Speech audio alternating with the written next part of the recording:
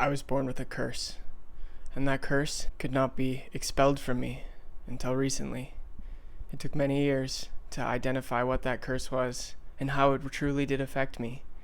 But after many years of contemplation and finding my true path, I have avoided the curse of being left-handed. Now you might be saying, how could that be a curse?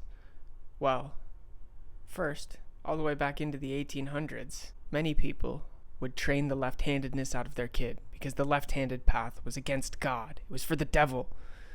And I was an adult when I realized the whole world is catered to right-handers. Even this beautiful little knife only has serrations meant for a right-hander. I have to buy the rare baseball glove. Damned right-handed ledgers. Even my headphones cater to a right-hander.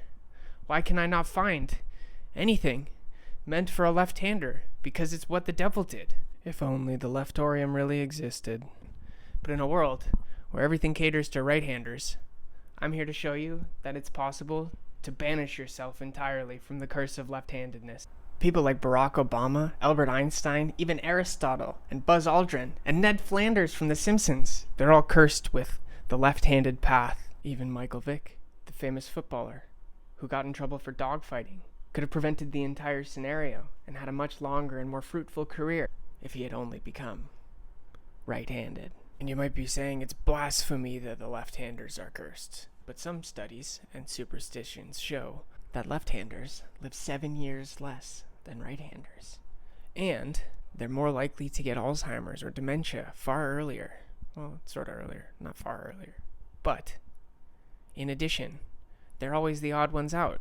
With only 10% of us existing throughout the world, it makes sense that the devil is cursing us. God favors 90% of you. And so, I'm here to explain to that 10% that it is completely possible to go on the right-handed path. And for those of you in that 90% who are interested in that left-hand path, I'm here to tell you that it is also possible, although probably not beneficial. Those studies are still kind of in the gray area. You might be wondering, how did I accomplish this banishing of the curse? Did I do some sort of witchcraft? Was it magic? Did I pray every day and get blessed by the Holy Father? Well, I did that too, but it did not cure the left-handedness from me. So what I did was I got this notebook, and I decided that I would go back to school, like Billy Madison. Those are Z's. Starting in kindergarten, drawing my alphabet, A through Z, forward, backwards, right hand, left hand, until I had it all figured out. I knew that I was slowly lifting the curse. In this notebook, I used simple roller ball pens because it doesn't matter how you hold it, or with each hand, you can write either way because the tips of the pen have a little ball in them that rolls. But I realized a new challenge and a way to further banish this curse, and it was fountain pens, which can only be written face down like this, where the ink bleeds out. And so, with much trial and tribulation and writing every day for years, well, pretty much for years, missed a few days here and there, but for many years I would write in the morning and at night, with one hand in the morning and the other hand at night, until finally I was able to write fluently with both hands, as you can see. You know, it's really working. I actually banished the curse. I don't even need to use my left hand anymore. And when I thought I was finally able to lift the curse, I realized that the left-handed path just kept calling me. I was unable to fully rid it from my life. But I learned that there were more ways to write. There's something called mirror style, made famous or popularized by Leonardo da Vinci. And mirror style is always from right to left, with the letters being backwards as well. The only other language that does this is Hebrew. Well, there's probably more languages, but I'm not sure off the top of my head.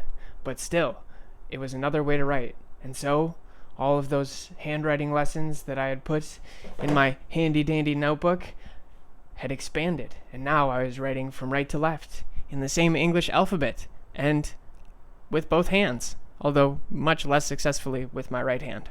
Sorry. But I realized that even in addition to this, there was another way you could write, from left to right, and then from right to left. And I did my research and I found out that there is actually some historical evidence of this existing, and it's called boustrophodon, which means plows like an ox, or something to do with how an ox plows fields. And it was fantastic. The way that I would write would just flow across the page from left to right and right to left, and like water moving down the page.